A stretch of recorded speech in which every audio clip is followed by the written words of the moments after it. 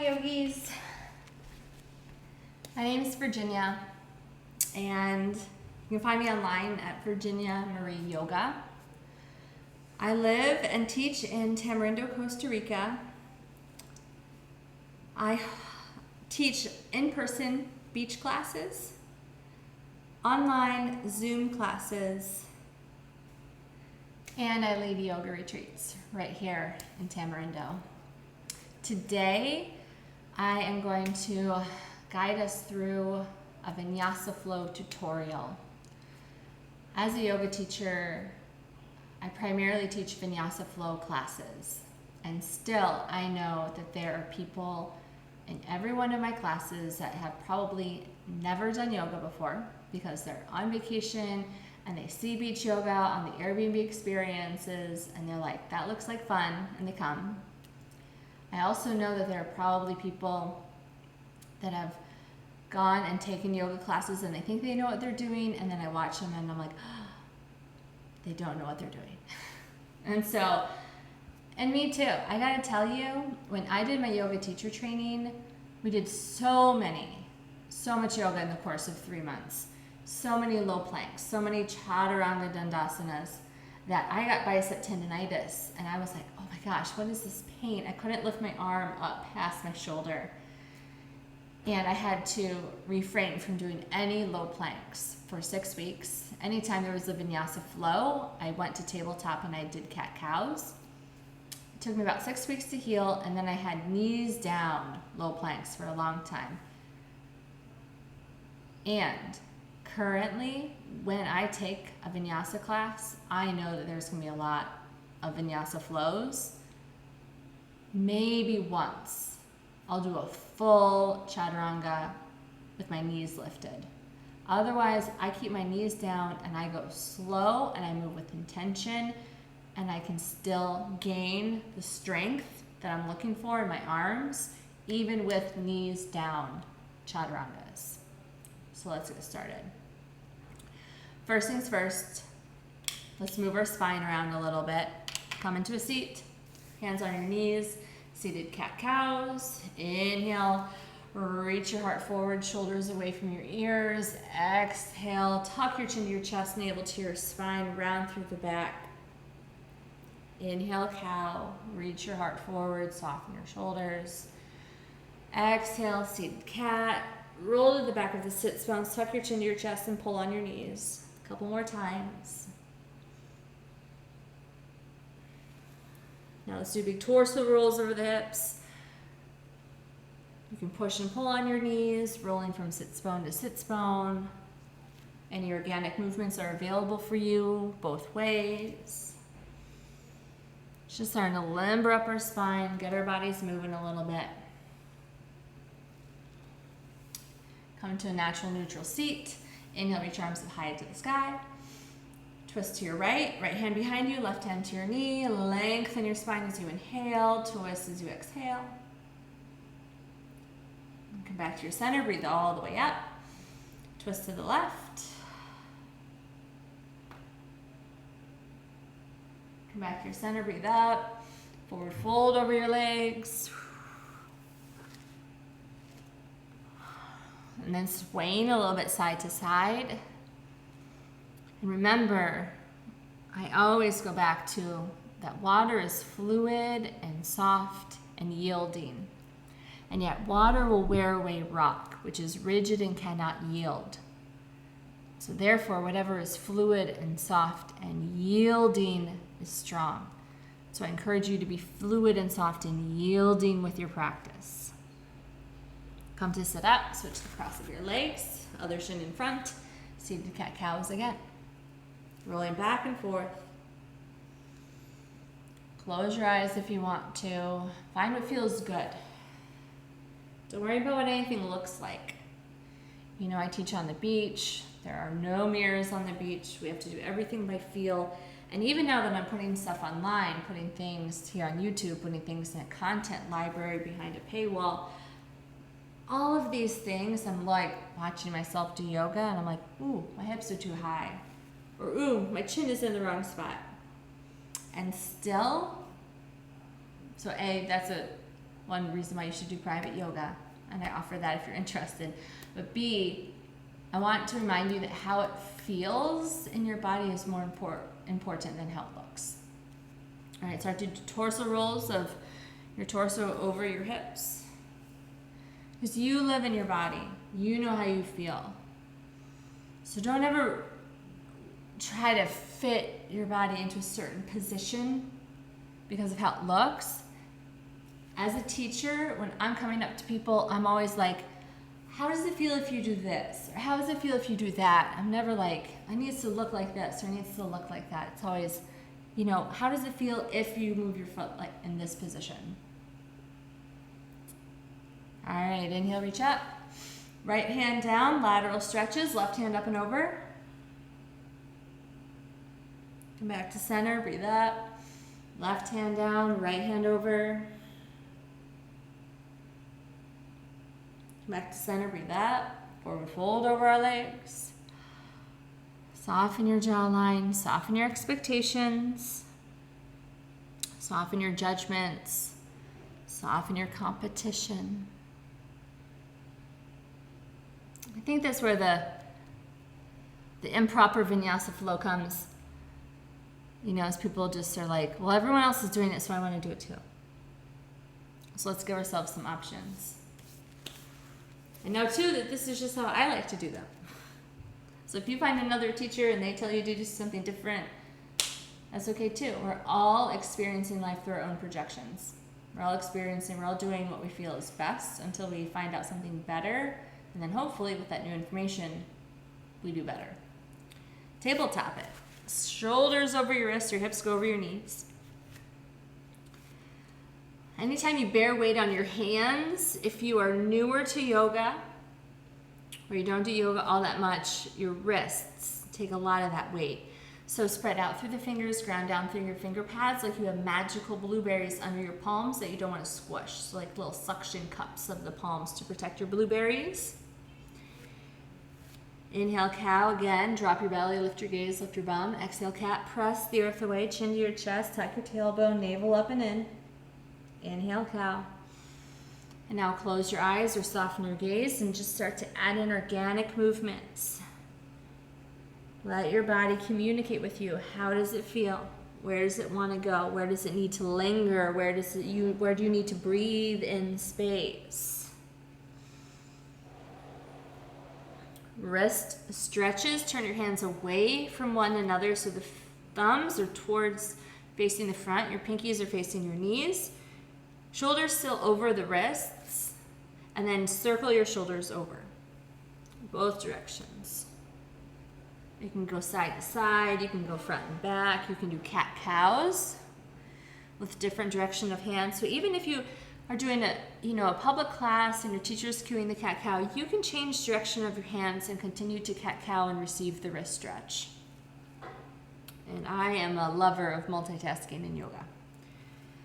All right, y'all, turn your fingertips to face your knees so your thumbs are away from each other, pinkies are towards each other. Not facing at each other, like pinkies are parallel to each other. There we go. All right, nice long arms, shift your way back towards your heels. Now for some folks, both at a time does not feel good. For some folks, doing them one at a time is better. Find what feels best in your body. You want to do one at a time, you do one at a time. You're watching this video on YouTube. You could be sitting eating that bowl of ice cream just watching this. All right, if you want to get into your hands, lift the palms of your hands and stretch through your palms. This is really, really great for people that work on computers. All right, gently release. And then tops of the hands at the wrists. And again, this too might be a one at a time. You can totally do it one at a time and receive the exact same benefits that are better for your body. You don't want to break yourself today and stop yourself from doing yoga tomorrow. Today is a stepping stone in your mobility. All right, gently release. Sit on your knees or sit on your butt if knees isn't accessible. Backs of the hands and shake them out. Shake, shake, shake, shake, shake. Weave your fingers behind your back. Open your heart. All right, let's do this. So when a teacher says, all right, class, Vinyasa flow, usually it's used to go from one side to the other. When we do a flow on the right side, and then it's time to like rinse it, and then we're going to do the flow on the left side. Oftentimes the teacher cues 1 or 2, and then they don't cue anymore and they just say Vinyasa flow. And still you can always choose whatever variation is best for you. So A, if you get to that part of class and you're like, oh no, I forgot what I need to do, an option that you can always take is tabletop and cat-cow. You do not have to do any Vinyasa flows to be a good person. You do not have to do any Vinyasa flows to be a good yogi. So you can always just cat-cow. It's a really good variation if you're learning. It's a really good variation if you're mega pregnant and you got a big old belly down here that you cannot lay on top of. Or any big old belly you got down there you can't lay on top of for any reason at all. And no judgments. Thank you for arriving on your mat. All right, so let's set it up. If you want to continue on with the practice, high plank, hands under shoulders, toes under heels. High plank is your body's measurement for downward facing dog. So shoulders over wrists, heels over toes, keep your hands where they are, keep your feet where they are, and then just bend your knees and stick your butt up in the air and press your heart back to your thigh bones. Downward facing dog. And I had someone in class the other day say, but my heels aren't on the ground. That's okay. My heels are not on the ground. If you want, you can angle your hands a bit out from each other if that feels better in your shoulders. Again, wide fingers ground down through the finger pads, suction, cup the palms. With time, with space, you can pedal it out. Maybe the heels get closer, maybe they don't. It's okay. But your earlobes now don't hang out in your shoulders. I'm not hyper mobile, so it's practically impossible for me to hang out my shoulders anyways. But if you are hypermobile, think about keeping your earlobes between your biceps. Press the earth away in downward facing dog. Lengthen your underarms, lengthen your side bodies. Long spine is more important than long legs. Long spine. All right, as we inhale, high plank. So shoulders over wrists, heels over toes. If you've measured correctly, you shouldn't have to walk your feet or your hands away for your high plank. Downward facing dog, bend your knees, keep your hands, feet where they are, y'all. 2 more times. Inhale, high plank. Exhale, downward facing dog. 3rd time's the charm. Inhale, high plank. All right, so down dog to high plank. Step number 1. Now when my hips are in line with my shoulders, so oftentimes I see people sink their hips for their high plank. This posture right here is serving nothing. I'm just hanging out on my arm bones. Plain and simple. I don't think any muscles are actually working. I think my skeletal structure is holding me up. If anything, it will hurt my low back. Whew. High plank, shoulders over wrists. Your hips stay in line with your shoulders. Now here, y'all, drop your knees. Drop your ego, drop your knees. Drop your ego, drop your knees. Think about keeping a long line from your knees to your hips, to your shoulder, to the crown of your head. And people always do weird stuff at this point. They go like this, they go like this. I don't know what they do. They do everything except for what they should do. High plank, drop your knees. Belly into your spine. And all you're gonna do is bend your elbows. And I want everything to move at the same time. So again, nice long line from knees to hips to shoulders to crown. Don't move your jaw, don't move your shoulders, don't move your hips. All you have to do is bend your elbows. All you do is bend your elbows, and then everything lands at the same time. Baby cobra. Toes untucked, tops of the feet down. No weight in your hands. Lift your head your shoulders off of the ground, and then think about shoulders away from earlobes. Think about tailbone towards heels. Come on down. Cobra. You press into your hands. You lift your heart, your shoulders. And then here, though, so many times people are like this. Shoulders away from your ears. Elbows point back, squeezing forearms towards the midline. Still pressing down through the feet, but my legs are on the ground. A lot of people crank their neck up here. I don't know what you're looking for. Lengthen the back of your neck. Come on down. Third option, upward facing dog. Now we're going to press through the hands, lift the head, heart, shoulders. This time we lift our arms up, our legs up off of the ground. Press the other way. Now I'm going to traction. I'm going to try to energetically move my hands back and my feet up.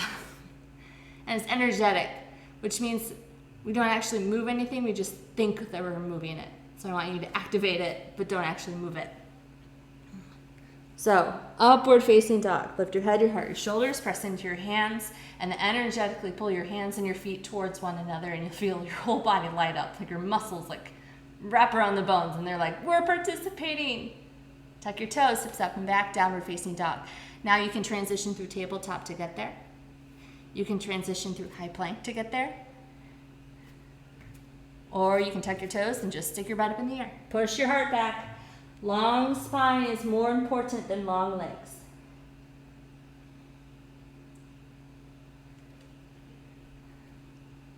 So, let's do one, a vinyasa flow with our knees down. We'll do all three variations. We'll do down dog to high plank, to belly, to baby cobra, tabletop, down dog. That will be a variation. And then if you love that, you can pause it and you can replay it, and you can practice and you can learn. And we'll keep going through variations. Because there's so many variations, and maybe that's where all the confusion lies too, is that people are like, I don't know what to do. There's so many things to do. Which one should I do? Whichever one feels best for you. Or try all three. Maybe not in a row, but at different times in the class. Downward facing dog. Inhale, high plank. I'm going to drop my knees, lower to your belly. Baby cobra, no weight in your hands, lift your head, your shoulders up. Tuck your toes, press up high plank. Or tabletop, downward facing dog, extend your sit bones. Variation number 2, inhale, high plank. Lower your knees, lower your ego. Come all the way to your belly, elbows into your ribs. Cobra, untuck the toes, press into your hands, lift your heart, shoulders away from your ears, energetically pull your navel up and in. Tuck your toes, hips up and back, downward facing dog. Variation number 3, inhale, high plank. Drop your knees, drop your ego. Lower all the way down.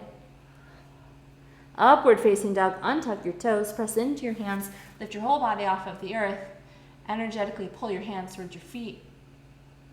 Tuck your toes, hips up and back, downward facing dog. So now we have all of our heart openers. The baby cobra, full cobra, or upward facing dog. And the second element that you can add in is the chaturanga dandasana, the low plank. The key element when we go from low high plank to low plank. Wow, what is the key element? I feel the key element is that you keep the long line from heels to hips to shoulders to crown, like it's a plank of wood. So you're going from a high plank to a low plank. And if you think about how a high plank would move from an upper space to still being very much a plank, just now in a much lower space, it doesn't wiggle and wobble, it doesn't turn into a worm. And so how do you do that? All you do is bend your elbows. High plank, low plank. Nothing in the spine line should shift. So now there's two schools. School number A, because it doesn't matter what school you play for. School A is when we go from high plank to low plank, our elbows are over our wrists. Now if you see in my high plank, my shoulders are in line with my wrists. If I just bend my elbows, my shoulders are now no longer anywhere close to being over my wrists. And you're like, so where do you get that space from? Where does that space come from? It comes from shifting forwards on the toes. So high plank, shoulders over wrists, heels over toes. Some people say, shift to your tippy toes. Now my shoulders are way over my wrists. I can feel it intensely in my wrists, and I lower down halfway. And then I just saw a video on Instagram, and they're like, you don't have to shift forwards. Just lower down. And I'm like, okay, let's see how that feels. Because the shifting forwards always, again, I'm not hypermobile. My wrists do not have a lot of give and take. My ankles also don't. They're like firefly, the one where you have your hands behind your legs and then you sit back on your triceps. My hands never come down to the ground. And so I can't catch myself to sink back because I always fall because of the limited mobility in my wrists, I think. I think that's what it is. But, so I'm like, okay, let's try not shifting forwards. What happens if we don't shift forwards? What happens if we just go from high plank and we just bend our elbows and lower down? This still feels pretty good. And there's no strain on my wrists. So find what feels best for you. All right, let's do this. Man, I'm sweating. High plank to low plank, keeping your knees up, is an advanced yoga posture. High plank to low plank. Chaturanga Dandasana is an advanced yoga posture. And it's hard. It's hard. It's difficult. You need a lot of strength. You need to be able to hold up your body weight through your muscles, not through your skeletal structure. So it's okay to practice it with your knees down.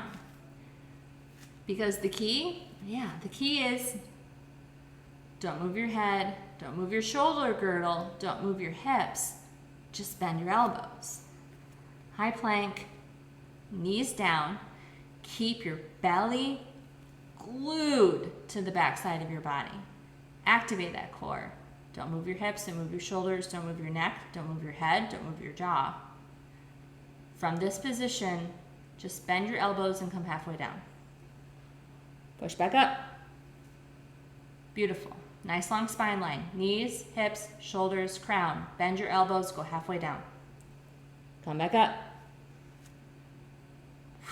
Third time's a charm.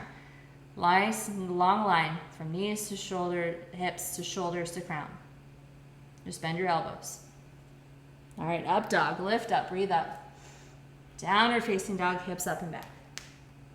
Woo!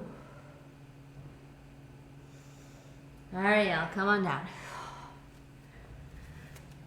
I feel like there's another thing I wanted to say, but now I'm sweaty and tired. So, if you have any questions, leave them in the comments below. If you want me to do any other tutorials that you're like, Virginia, I don't know how to do this, comment below. I'll totally make a tutorial video.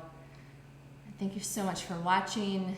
And remember that arriving on your mat consistently, even 2-3 minutes a day, is more important than thinking that you need to practice for a full 60 minutes and not getting on your mat because you feel like you don't have the time. arriving on your mat in a consistent way is more important than like growing this big green monster in your head of what you should, woulda, and coulda done. Rather than just like get on your mat, put a 2-minute timer on, or say, I'm gonna do yoga for one song, and put your favorite song on and just move the way your body wants you to move. And that's how you start a practice. So thanks so much for joining me today. I am Virginia, and come on down to Costa Rica for a yoga retreat. It is really nice down here.